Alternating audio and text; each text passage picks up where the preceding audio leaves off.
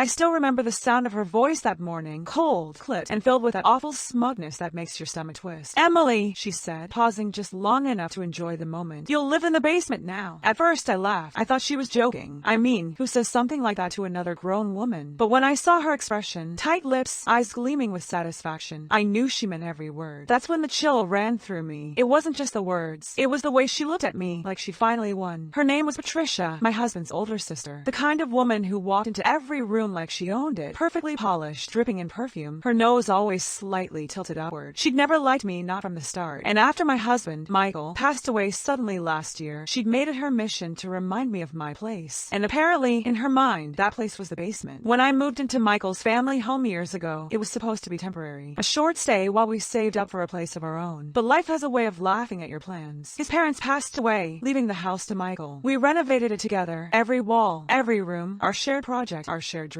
Now, standing there in the same hallway where we'd once planned our future, Patricia's words sliced through everything that was left of that dream. "You can move your things downstairs by tonight," she continued, her tone sickly sweet. "It's only fair. You're lucky we're even letting you stay after everything that's happened. After everything that's happened." The way she said it made it sound like I was the villain in some family scandal. But what had I done? Loved her brother, buried him, tried to hold on to the home he left behind. I wanted to shout at her, to tell her the truth, that this was my house as much as Michael's, that my name was still on the deed. But I didn't. Not yet. Because sometimes silence is the sharpest weapon of all. That night, I packed my belongings. Not all of them, just the essentials. A few clothes, my laptop, a box of old photos, and the framed picture of Michael and me on our wedding day. I stared at it for a long time. His smile was wide and genuine, his hand resting on mine. He used to say, "Em, this house will always be our home. No matter what happens, it's ours." I used to believe that. When I walked down the narrow stairs to the basement, I noticed the faint smell of dampness mixed with paint. Patricia had cleared out some old furniture, leaving only a worn-out couch and a single bulb dangling from the ceiling. It wasn't a home. It was a warning. For the next few days, I kept to myself. I made coffee early before anyone else woke up, stayed in the basement during the day, and avoided Patricia as much as possible. Her son, Ryan, occasionally peeked down to ask if I needed anything, but I could see how uncomfortable he was. Patricia had clearly filled his head with her version of the story that I was lucky to be taken in. Still, I smiled and thanked him. No need to make enemies where I didn't have to. But inside, something was boiling. Late one night, while Patricia and Ryan were asleep, I quietly opened my old filing cabinet, the one I kept tucked under a sheet in the basement. Inside were the documents Michael and I had signed years ago. Mortgage papers, ownership records, legal documents, and there it was, my name. Emily Carter, co-owner. Every signature, every notarized stamp, every record still valid. I wasn't a guest. I wasn't some poor widow being allowed to stay. I was the rightful owner of this house. Over the next week, I started noticing strange things. A man in a suit visiting Patricia during the day. Her whispering on the phone, papers rustling, the faint sound of excitement in her voice. One afternoon, I overheard her in the kitchen while I pretended to be out. "Yes, the papers are ready," she was saying. "Once it's finalized, we can list the property immediately. She's not part of this, don't worry. She's just staying temporarily." My blood ran cold. They were selling the house. My house. That was the moment something inside me shifted. Grief had held me down for a year, but now it was something else, something sharper, steadier. I wasn't going to cry. Not this time. I started keeping notes. Every call I overheard, every document she handled, every visitor who came and went. I even recorded some of the conversations when she spoke too loudly, unaware that I was listening from the basement stairs. It wasn't just about protecting the house anymore. It was about protecting Michael's legacy and mine. A few nights later, Patricia cornered me in the kitchen again. "Emily," she said with that practiced smile, "I've been thinking, maybe it's time you find your own place. The basement arrangement was only temporary after all." She poured herself a glass of wine and leaned against the counter like she was doing me a favor. "I can even help you look for a small apartment. Something affordable." Affordable. The word stung more than it should have. I looked her straight in the eye. "That's generous of you," I said calmly, "but I'm fine where I am." Her smile faltered. "Don't make this difficult." "I'm not," I said, setting my mug down. "You are." For the first time, I saw something flicker behind her confident mask. Fear. Just a trace, but enough. She didn't know what I knew. Not yet. That night, as the house went quiet, I sat on the basement couch with a folder open on my lap. I ran my fingers over the embossed seal of the ownership papers, feeling the weight of it. Michael's name. My name. Our home. They thought they could push me down here and make me disappear. But the truth was, this basement wasn't my exile. It was my hiding place, the calm before the storm. Because when people think you're powerless, they stop watching you. And that's when you strike. I looked around at the concrete walls, the dim light, the silence. "This," I whispered, "isn't my prison. It's my throne." And soon enough, they were going to learn exactly who owned this house. Morning sunlight filtered through the narrow basement window, streaking across the concrete floor. I hadn't slept much. My mind was spinning, calculating, remembering every detail of Patricia's phone calls, every sneaky whisper I'd overheard. I wasn't a woman planning an argument anymore. I was planning a counterattack. Before I confronted her, I needed proof. Real proof. I knew Patricia was careless when she thought no one was watching. Her arrogance had always been her weakness. So that morning, I went upstairs as quietly as I could and made myself coffee. The house was silent, except for the hum of the refrigerator. I checked the hallway. Her office door was slightly ajar. Inside, her desk was cluttered with papers, folders, and a silver laptop still open. I took a breath, stepped inside, and scanned everything. Invoices, realtor pamphlets, and one particular document that caught my eye, a property sale draft with a bolded title, transfer of ownership. My name wasn't on it, only hers. That's when my heart started racing. I pulled out my phone and took photos of every page, making sure the signatures and dates were visible. Then I noticed the letterhead at the top, Harrison and Knox Realty. She was working with an agency. I quickly slipped out before she came back, closing the door behind me as quietly as possible. Downstairs, I studied the pictures one by one, my hands trembling slightly as the pieces started fitting together. Patricia had fake paperwork. She'd either forged my signature or convinced someone that I had forfeited my ownership rights after Michael's death. But the original deeds I kept proved otherwise. And now, I had the first piece of evidence, her attempt to sell what wasn't hers. That afternoon, I called the realty office, pretending to be a buyer. "Hi," I said, using my calmest voice. "I saw a property listing under Patricia Lewis. I just wanted to confirm if it's on the market yet." The agent replied casually, "Yes, we're finalizing some paperwork. The property at Elmwood Avenue, correct?" "Yes," I said, my heart pounding. "Can you tell me who the legal owner is?" "I believe Ms. Patricia Lewis is listed as the sole owner on the documents we received." I smiled bitterly. "Thank you. That's all I needed." I hung up. She'd done it. She was officially trying to sell the house under her name. But she didn't realize her fraud trail was already in my hands. That night, Patricia hosted one of her small wine evenings. She'd invited her friends, the kind who gossiped more than they breathed. I stayed downstairs, listening through the vents. "Oh, Patricia, you're finally selling that old place?" one woman asked, her laughter echoing. "Yes," Patricia replied smoothly. "It's time for something new. The basement's being used for storage right now. Nothing important down there." Nothing important. I smiled in the dark. Sitting in the basement she dismissed so easily. Because that basement was where I was rebuilding my strength, piece by piece. Later that night, after her guests left, I climbed the stairs quietly. The living room smelled of perfume and Chardonnay. Patricia was still awake, slouched on the couch with a half-empty glass of wine. "Emily," she said lazily, her eyes half open. "Still awake? You should really start packing. We'll be listing the property soon." I stood there silent. She looked up, noticing my expression. "What?" she said, chuckling softly. "You didn't think you'd live here forever, did you?" I stepped closer, my voice calm. "You do know I own this house, right?" Her smirk faded slightly. "What are you talking about?" I leaned on the armrest across from her, lowering my voice. "Michael added me to the deed years ago. My name's still there. I have the documents downstairs." She blinked. "That's impossible. The lawyer would have told you," I interrupted, "if you hadn't forged the new paperwork." The color drained from her face. For a brief moment, she tried to laugh it off. "Oh, Emily, you're confused. Maybe you should get some sleep." I smiled. "I have copies of your sale agreement, photos, recordings, and a realtor who thinks you own this place. So tell me, who's confused now?" She froze. I didn't wait for her response. I turned and walked back downstairs, leaving her standing there, wine glass trembling in her hand. For the first time in months, I slept soundly. When morning came, the air in the house felt different, tense, heavy. I could hear Patricia pacing upstairs. The phone rang several times, followed by muffled arguments. She was scrambling. I let her. I spent the morning organizing my evidence into folders, labeled and timestamped. Then I made an appointment with Mr. Harris, our old family attorney, the same man who handled Michael's estate years ago. He was kind and sharp-minded, one of those older lawyers who'd seen every kind of family betrayal under the sun. When I arrived at his office, I placed the folder in front of him. "Patricia's trying to sell the house," I said quietly, "under her name." He opened the documents, his brows furrowing as he scanned each page. "This," he said after a moment, "is serious fraud." I figured. He nodded slowly. "Good news, Emily. The original ownership papers you have are valid. Her new ones are worthless unless you sign off on them, which you never did." Relief washed over me, but it wasn't over yet. He continued, "If she's already submitted anything to a realtor or bank, we'll need to act quickly. I'll file a cease and desist order and alert the authorities about the forged signature." I exhaled. "Thank you. I want her to know she can't take everything." He gave a small, sympathetic smile. "Then let's make sure she doesn't." When I got home that evening, Patricia was waiting in the hallway. Her expression had shifted from arrogance to something brittle. "Emily," she said sharply, "we need to talk." "About what?" I asked, brushing past her. "Don't play games," she snapped. "You went through my things." I turned around slowly. "Oh, you mean the things you used to commit fraud?" "Yes, I did." Her voice trembled now. "You don't understand how difficult this has been for me." "No." I cut her off. "You don't understand. You thought I was weak. You thought grief would make me blind. But I see everything now." She flinched. For the first time, she didn't have a comeback. "I've spoken to Mr. Harris," I continued. "You'll be hearing from him soon." Her lips parted, panic flickering in her eyes. eyes. You wouldn't. Oh, I would, I said, my tone quiet but firm. You wanted me in the basement? Fine, I'll stay down there. But remember something, Patricia, the basement still belongs to the owner of the house. And I walked away. That night, I sat again under the single dim light, feeling something new. Not anger, not grief, but power. Patricia had underestimated me, and that was her biggest mistake. Because now, the woman she tried to bury in the basement was the one digging up every secret she thought was safe. And I was just getting started. The next morning, I woke up to the sound of Patricia slamming cabinets upstairs. Dishes clattered, footsteps pounded across the floor, and her voice, sharp, frantic, echoed through the house. She was unraveling. I stayed quiet, listening from the basement steps. Every movement told me exactly what I needed to know. She was panicking because she'd lost control. A few minutes later, I heard her pacing near the basement door. Then came a firm knock. Emily, she called, voice trembling slightly. Can we talk? I took a breath before answering. About what? A pause. About the house. About everything. I climbed the stairs slowly, making sure my steps sounded steady, confident. When I opened the door, Patricia stood there in her robe, hair disheveled, eyes red like she hadn't slept. Come in, she said softly. Please. I followed her to the living room. The same room where Michael and I once spent quiet evenings together. The same room she'd now tried to sell out from under me. She gestured for me to sit. Look, she began, voice unsteady. Maybe we got off on the wrong foot. I didn't mean to make you feel pushed out. I raised an eyebrow. Pushed out? You told me to live in the basement. She flinched. That was a mistake. I was upset. You have to understand. When Michael died, I lost my brother. And then you. Then I what? I said quietly. She hesitated, her gaze darting to the floor. You stayed here, in his house, our family's house. It felt like you were trying to take over. I leaned forward slightly. I didn't take anything, Patricia. Michael and I built this life together. We paid for every inch of this place. You weren't here when the pipes burst, or when the roof leaked, or when the mortgage payments nearly buried us. We fought for this home. Her lips trembled, but I could see it, the guilt buried deep beneath her pride. Still, guilt wasn't enough. I talked to Mr. Harris, I said calmly. He's filing legal action against you. The forged documents, the attempted sale, it's all in motion now. Her eyes widened. Emily, please. If this gets out, it could ruin me. My son, my job. You should have thought about that before you tried to ruin me, I said. She stood abruptly, wringing her hands. I didn't mean for it to go that far. I just thought maybe if you left, I could finally move on. Move on from what? Your brother's death? Or your jealousy? She froze, color draining from her face. You always hated that Michael chose me, I continued. You told him I was after his money, that I'd ruin this family. You never wanted me here, Patricia. So you waited until he was gone to get what you wanted, control. Tears filled her eyes, but I didn't look away. I'd spent too long shrinking myself for other people's comfort. Not anymore. She sank back into the chair, covering her face. You don't understand, she whispered. After Michael died, everything felt empty. The house was supposed to come back to me, to the family. He promised. Did he? I said. Because his will said otherwise. Her hands dropped from her face. You read it. Of course I did. He made sure I was secure. He left this house to both of us, jointly. But you never wanted to share. You wanted ownership, not family. For a long moment, she said nothing. Then quietly, you're right. The admission hung in the air, heavy and unexpected. I thought, she continued, voice breaking, if I could make you leave, it would feel like taking back control. Like he wasn't really gone. I stared at her. For the first time, she didn't sound cruel, just broken. But sympathy doesn't erase betrayal. Patricia, I said after a long silence, I'm not here to take anything from you, but I won't let you take from me either. You tried to erase me from this house, from his memory, and I can't forgive that overnight. She nodded slowly, wiping her eyes. I know. I don't expect forgiveness. Good, I said, standing. Then we understand each other. I started toward the basement stairs. Wait, she said suddenly, her tone shifting. If you go through with this, the lawyer, the fraud charges, I'll lose everything. Can we find another way? I turned around, meeting her desperate gaze. Another way? Yes, she said quickly. Maybe we can make a deal. I'll apologize, formally. I'll even sign something that acknowledges your ownership. Just don't take me to court. I hesitated. For a moment, I almost felt sorry for her. Almost. Then I remembered the humiliation, the whispers, the way she'd looked at me when she told me to move to the basement, like I was dirt under her shoes. I'll think about it, I said finally. But if you try anything else, I won't hesitate again. She swallowed hard and nodded. Back downstairs, I sat in silence. The air felt thick with something I couldn't quite name. Not peace, not victory, but the uneasy calm before another storm. Because Patricia wasn't the kind of woman who gave up easily. She was calculating, manipulative, and proud, and people like her didn't surrender without a plan. I checked my phone. A message from Mr. Harris blinked on the screen. Emily, call me when you can. Something new came up about the property. My pulse quickened. I called him immediately. Mr. Harris, it's Emily. What happened? Emily, he said, sounding concerned. I received notice this morning. Someone attempted to withdraw the house's title documents from the county records office. They used your husband's old credentials. What? I gasped. That's impossible. He's been gone for over a year. Exactly. Which means someone accessed his records illegally. It's serious. We're looking into who might have done it. But, he paused. You should be careful. Whoever's behind this isn't giving up. I knew exactly exactly who it was. That night, I didn't sleep. I sat awake, staring at the ceiling, listening to every creak of the floorboards above me. Patricia's footsteps moved restlessly back and forth. She was making calls again, whispering, scheming. She promised to stop, but I knew better. People like Patricia didn't stop when they were cornered. They lashed out. I took out my notebook and started writing everything down. Every date, every sound, every word. If she wanted a war, I'd give her one. But I wouldn't just fight back. I'd win, quietly, thoroughly, legally. Because I wasn't just defending my home anymore. I was reclaiming my power. The next morning, I heard her leave early, the front door slamming hard behind her. I peeked out the basement window, just in time to see her driving off, probably to the records office. Good. Let her try. While she was gone, I went upstairs again and searched her office a second time. In one of the drawers, hidden beneath a pile of old mail, I found a small flash drive labeled Documents M. Michael's initial. My hands shook as I plugged it into my laptop. The drive contained scanned copies of letters, contracts, and one particularly shocking file, an unsignable draft naming Patricia as the sole inheritor of the house. It wasn't the real one, but it was something she could have easily used to convince others. And it was time to make sure that couldn't happen again. I copied everything and forwarded it to Mr. Harris immediately. Then I sat back, heart pounding, whispering to myself, "This time, Patricia, I'm one step ahead." By the next day, the tension in the house was thick enough to choke on. Every creak of the floor, every door closing, every muffled phone call carried weight. Patricia hadn't spoken to me since our confrontation, but I could feel her anger radiating from the floorboards above. I tried to keep calm. I made my morning tea, answered emails from work, and played soft music to fill the silence of the basement. But my mind was racing. The fake will, the forged sale documents, the attempt to pull Michael's title records. She was desperate, which meant she was dangerous. At noon, my phone buzzed with a message from Mr. Harris. "Emily, I've reviewed the files you sent. That will draft is indeed a forgery, probably created as leverage. Do not confront her yet. We'll move forward quietly." Quietly. That word echoed in my mind like a promise. I was done reacting. From now on, I would move strategically, quietly, precisely, like a woman who already knew she'd win. That evening, I went upstairs to make dinner. The kitchen felt like enemy territory now, but I needed to keep appearances normal. Patricia was sitting at the counter with a glass of wine, staring blankly at the window. "Dinner?" I asked, pretending to sound neutral. She didn't look at me. "I'm not hungry." Her voice was brittle, distant. I nodded and started chopping vegetables, the knife's rhythm filling the silence. For a few minutes, neither of us spoke until she suddenly said, "I saw Mr. Harris's number on the caller ID." I froze mid-cut. "What were you two talking about?" she continued, her tone tight. I glanced over. "Legal matters. You know, the kind you're already familiar with." Her jaw clenched. "You think you've won, don't you?" "I think I'm doing what's right," I said quietly. She slammed her glass down. "Michael would never have wanted this. His wife fighting his family." I looked her straight in the eyes. Then maybe his family shouldn't have tried to erase his wife. That shut her up. After that night, Patricia became quieter. Too quiet. She stopped her usual gossip calls and spent long hours locked in her room. Sometimes I'd hear her typing furiously or talking to someone on speakerphone, voice hushed and sharp. Ryan, her son, started acting differently too. He avoided eye contact, barely spoke at dinner, and once I caught him looking at me with something between guilt and fear. Something was happening. A few days later, I found out what. It was a rainy Thursday afternoon when the knock came. A man in a dark suit stood at the door, water dripping from his coat. "Good afternoon, ma'am," he said. "I'm with Harrison and Knox Realty. I'm looking for Patricia Lewis." I folded my arms. "She's not here right now. Can I help you?" He frowned slightly. "She was supposed to sign the final property documents today. The buyers are waiting." My pulse spiked. "Excuse me, final documents?" "Yes," he said, glancing at his clipboard. "The sale of 314 Elmwood Avenue. That was my address." I took a deep breath, forcing calm into my voice. "That sale is fraudulent. Patricia Lewis is not the legal owner of this property. You've been misled." He blinked, clearly startled. "Fraudulent? But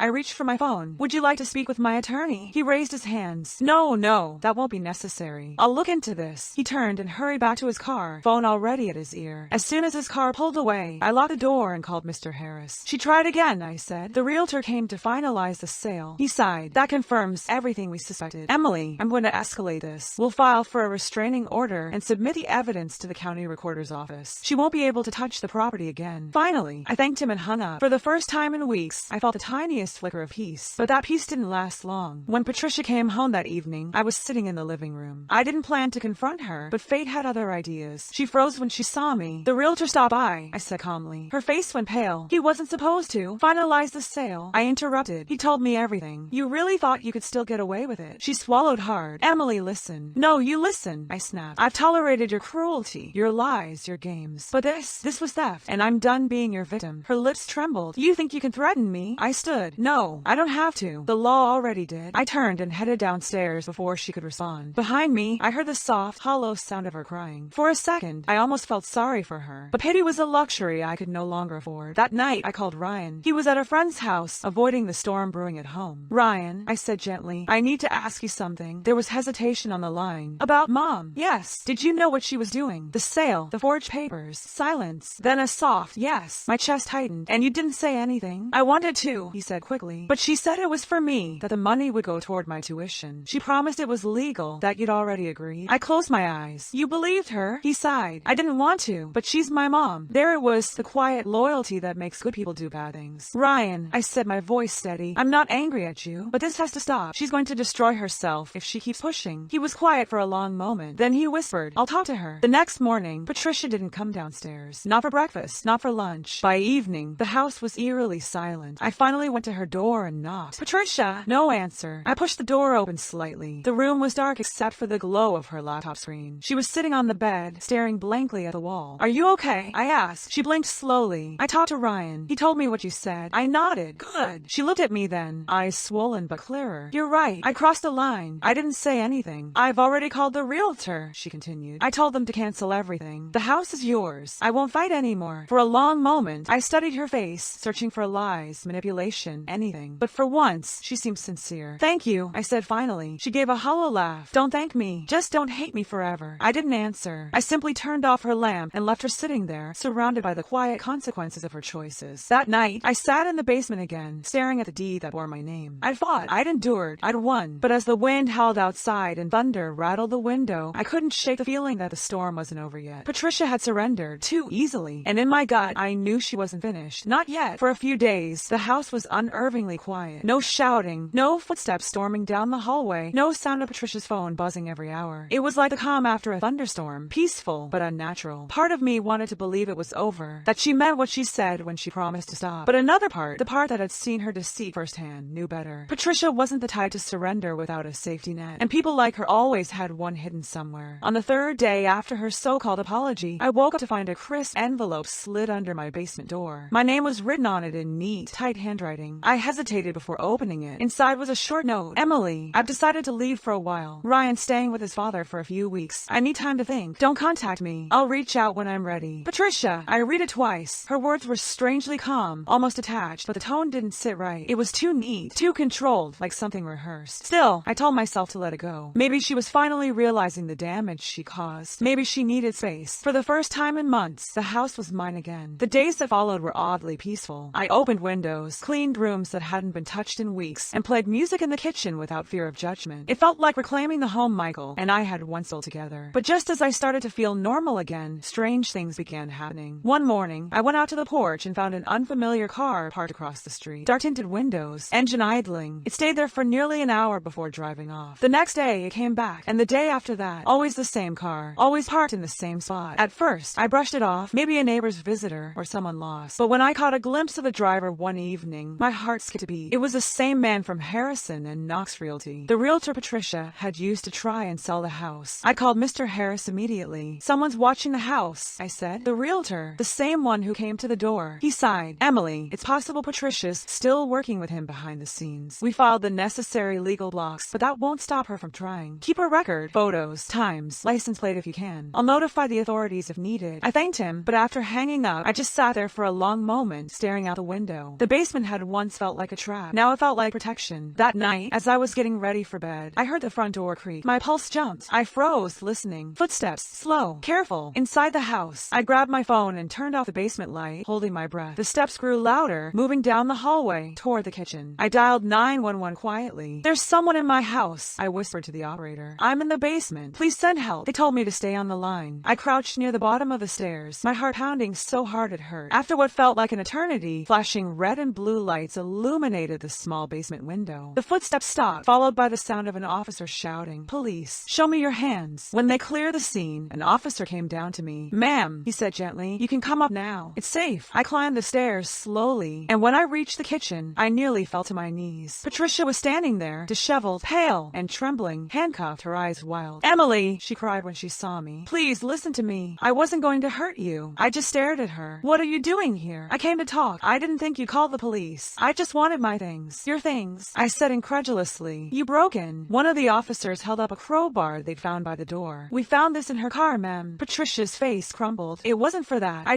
I didn't have my key. Ma'am, the officer interrupted. We're taking her in for questioning. You can file a restraining order if you'd like. I nodded numbly. Yes, I would. Patricia's voice broke as they let her out. Emily, please. You don't understand. They're after me too. I frowned. Who? But she was already being pushed into the police car. The door slammed, and suddenly, the house was silent again. I didn't sleep that night. Her last words kept looping in my mind. They're after me too. Who was she talking about? By morning, I had my answer. Mr. Harris called. Emily, something strange happened. The realty firm Patricia worked with, Harrison and Knox, filed for bankruptcy this week. Apparently, one of their partners was under investigation for property fraud and money laundering. There's a chance Patricia got caught in their mess. I sank into a chair. You're saying she wasn't working alone? It's possible, he said gravely. She might have been used, or she might have known. Either way, it explains why she was desperate. I stared at the floor, remembering her terrified expression as she shouted from the back of the police car. Maybe she hadn't been lying. Maybe she really was in over her head. Over the next few days, detectives came by to ask questions. I gave them everything. Documents, photos, even the recordings I kept. They confirmed Patricia had been cooperating with investigators. Apparently, she'd gotten involved with a man she met through the real estate firm, someone who promised to help her reclaim the house by manipulating legal loopholes. In return, she signed documents she didn't understand, documents that made her an accomplice in fraud. It was worse than I'd imagined, and yet I felt something I hadn't expected. Pity. She had dug her own grave, yes, but she'd been used too, blinded by greed, manipulated by people who saw her desperation. 2 weeks passed. Patricia remained in custody for questioning, and Ryan didn't come home. The silence in the house felt different now. Heavy, not peaceful. One evening, as I sat on the porch watching the sunset, I whispered, Michael, you wouldn't believe what's happened to your sister. The wind rustled the trees, carrying the faint scent of rain. And for a brief, fragile moment, I felt like he was there listening. I looked at the house, our house, and for the first time, it didn't feel haunted anymore. It felt defended, protected, mine. Still, deep down, I knew this wasn't the end of Patricia's story. And something told me she'd be back. It had been almost 3 weeks since Patricia's arrest, and though the house was finally quiet, peace still felt fragile, like glass that could shatter at any second. Every creak of the floorboard still made me tense. Every unexpected knock sent my pulse racing. Even after everything she'd done, a small part of me half expected her to walk through the door again, holding that same smug smile. But instead of Patricia, what came back into my life was the echo of her chaos. The police wanted more statements. Mr. Harris needed additional documents. And then there were the news stories, local headlines about the Harrison and Knox realty fraud scandal. Each article revealed more of the rot underneath. Dozens of homeowners deceived, properties sold illegally, records forged. Patricia wasn't their only victim. She was one of many. Still, knowing she'd been used didn't erase what she'd done to me. It only complicated the grief. One rainy morning, I sat at the kitchen table with a cup of tea and the newspaper open to another headline. 2 arrested in massive property fraud investigation. More suspects expected. Below the article was a small photo. Patricia, walking out of the courthouse in handcuffs, her expression hollow and lost. I didn't know whether to feel satisfaction or sorrow. Maybe both. As I set the paper down, my phone buzzed. A text from an unknown number appeared on the screen. You think this is over? It's not. P. My stomach dropped. It couldn't be. She was supposed to be under investigation. Monitored, restricted. How could she be texting me? I called Mr. Harris immediately. She sent me a message. I said, voice trembling. Patricia! He asked sharply. Yes. From an unknown number. He exhaled. Emily. She's likely out on bail. Sometimes these cases allow temporary release during ongoing proceedings. Don't respond to her. I'll notify her attorney in the court. I hung up, staring at the text again. Just 6 words, but they hit like a hammer. You think this is over? It's not. That night, I couldn't sleep. The rain beat hard against the windows, and the basement felt colder than usual. I turned on a lamp, its dim light casting long shadows across the room. Her words echoed in my head over and over. If she was out, what did she want? Revenge? Money? Or something worse? Redemption? Sometime after midnight, I finally drifted into an uneasy sleep, and that's when the dream came. So vivid, so cruelly real. I was standing in the living room. The lights were off, the air heavy with tension. From the hallway came Patricia's voice, low and angry. You stole him, she hissed. I turned toward the sound, heart pounding. Patricia, you took everything, Emily. Everything that was supposed to be mine. I backed away, but her shadow stretched across the floor, growing larger, darker. It's my house now, she whispered, and you'll always be in the basement. I woke up drenched in sweat, gasping. It took me a full minute to remember it was just a dream. Just a dream, or a warning. The next morning, I decided I couldn't live like that, trapped in fear, waiting for the next move. So I took control. I installed new locks, added a security camera by the front door, and called a contractor to reinforce the basement windows. He was a kind man named Tom, with a gentle smile and an honest way of speaking. You've had some trouble here, he asked as he measured the frames. I nodded. Family drama that got out of hand. He gave a sympathetic smile. Happens more than you think. But don't worry. Once I'm done, no one's getting in here unless you want them to. When he finished and left, I stood at the window, watching the raindrops streak down the glass, feeling safer safer, at least for now. But safety, I was learning, wasn't a permanent state. It was a privilege you had to guard fiercely. 2 days later, Ryan showed up. He looked different, thinner, paler, eyes sunken from sleepless nights. "Ryan," I said softly, surprised. "I didn't expect to see you." He shifted awkwardly. "Can I come in?" I hesitated for a moment before stepping aside. "Of course." He walked into the living room, looking around like he was stepping into a ghost's house. "Mom wanted me to check on you." "Check on me?" I repeated, skeptical. He nodded. "She's worried. She said you might still hate her." I let out a bitter laugh. "That's what she's worried about." He sighed. "She knows she messed up, Emily. She told me everything about the realty company, the forged papers, the lies. She said she just wanted to make things right." I crossed my arms. "And how does breaking into my house fit into that plan?" His shoulders slumped. "She said she panicked. She thought someone from the company was coming after her. That's why she broke in, to get her documents back before they did." I frowned. "Documents? What documents?" He reached into his jacket pocket and pulled out a small brown envelope. "She told me to give you this. Said you'd understand." I took it carefully and opened it. Inside were several folded papers, contracts, letters, even bank statements, and one photo of Patricia with a man I didn't recognize. Written on the back in Patricia's handwriting were the words, "He's the one who started it. Be careful." My heart started racing. "Do you know who this is?" I asked. Ryan shook his head. "She said his name was Richard. He used to work at the realty company, but now he's missing." "Missing?" "Yeah," he said. "The police were looking for him. Mom said he threatened her before she was arrested. Said if she didn't stay quiet, he'd make her disappear too." I felt a chill crawl up my spine. So Patricia wasn't just being paranoid. Someone really was after her. "Ryan," I said firmly, "you shouldn't be here right now. If what you're saying is true, you could be in danger." He shook his head. "I just wanted to make things right. Mom said if anyone could figure this out, it'd be you." After he left, I locked every door and window. Then I spread the documents across the table and began to read. There were email printouts, conversations between Patricia and this Richard. He promised her a fast sale and full ownership if she cooperated. The emails grew darker over time. Threats, demands, cryptic instructions. And then, at the bottom of one email, a chilling line. "If she finds out, deal with her before she talks." The she, that was me. My throat went dry. So that was it. Patricia hadn't been the only villain. She'd been used, manipulated, maybe even targeted. And now, whoever Richard was, he knew I had those papers. That night, I didn't go down to the basement. I stayed upstairs, watching the security cameras from my laptop. The streets outside were empty, except for one dark car parked a few houses down. The same one I'd seen before. Its headlights flashed once, then it drove away. I exhaled shakily, clutching the papers to my chest. Maybe Patricia had lost her mind. Maybe she'd been reckless and cruel. But one thing was clear now. She wasn't lying about the danger. And somehow, that danger had found its way to my doorstep. The house that had once been my sanctuary was slowly becoming a battlefield. I barely slept that night. Every sound made me jump. The creak of the old stairs, the whine of the wind against the window panes, even the hum of the refrigerator. When morning came, I sat in the kitchen with my coffee untouched, staring at the folder of documents Patricia had sent me. Her handwriting on the back of the photo burned into my mind. "He's the one who started it. Be careful." Richard. The name meant nothing to me, but his presence was everywhere in those emails, manipulating, threatening, pulling the strings from behind the curtain. And now, I had evidence with his name on it, evidence someone might be willing to hurt me for. By noon, I decided to take everything to Mr. Harris in person. I didn't trust email anymore, not after everything I'd seen. I packed the documents carefully into a folder and stepped outside. The sky was overcast, gray clouds pressing low. The air smelled like rain and metal. As I locked the door, a prickle ran up my spine. I turned. Across the street, parked half hidden behind a row of hedges, was the same dark sedan. This time, I didn't look away. I raised my phone and took a photo, zooming in until I caught the license plate. As soon as I did, the car's engine roared to life. It sped down the street and disappeared around the corner. I stood there for a long moment, heart pounding, clutching my phone like a weapon. At Mr. Harris's office, I showed him everything. The photo, the emails, the bank statements. He read in silence, his brow furrowing deeper with every page. "This is worse than I thought," he murmured finally. "This man, Richard, he wasn't just part of the scheme. He may have led it. Can you find him?" I asked. He nodded slowly. "I'll reach out to the investigators working the Harrison and Knox case." "But Emily," he paused, his voice lowering. "Until we know more, you need to be careful. These people aren't amateurs." I nodded. "I've already started locking everything down." "Good," he said. "And don't stay alone if you can help it." I gave a humorless laugh. "That's the problem, Mr. Harris. Alone is all I've been." When I got home, the house felt different. Not just quiet, watchful. I checked the locks again, turned on the lights, and went down to the basement. The place that had once been my exile now felt like a command center. I pinned Patricia's note and the photo of Richard to a corkboard, along with copies of the emails. As I looked at them, a timeline began forming in my head. Dates, calls, payments, messages. And then something caught my eye. One of the bank statements listed a transfer of $25,000 to a name I hadn't noticed before. R. Langford. Richard Langford. The payment date was 2 days before Michael's death. My stomach turned cold. I grabbed my phone and called Mr. Harris again. "I found something. A payment from Patricia to Richard Richard, 2 days before Michael died. There was a long pause. Emily, he said finally, that's concerning. Did you know how your husband passed? I swallowed hard. The doctors said it was an accident. A fall. He slid down the stairs while carrying boxes. Yes, he said quietly, but there were inconsistencies in the original report. Patricia was the one who called emergency services, and she was the only witness. The room spun. What are you saying? I'm saying, he replied carefully, that it might be worth revisiting the circumstances of his death in light of this new evidence. I hung up and just stood there, staring at the wall. The air felt heavy, pressing down on me like a weight. Michael's death had always felt wrong somehow, sudden, brutal, and unexplained. But I buried my doubts, buried the memories, because grief was easier than suspicion. Now, those doubts were clawing their way back. Patricia, the money, the timing. Could she have been involved? Or worse? No,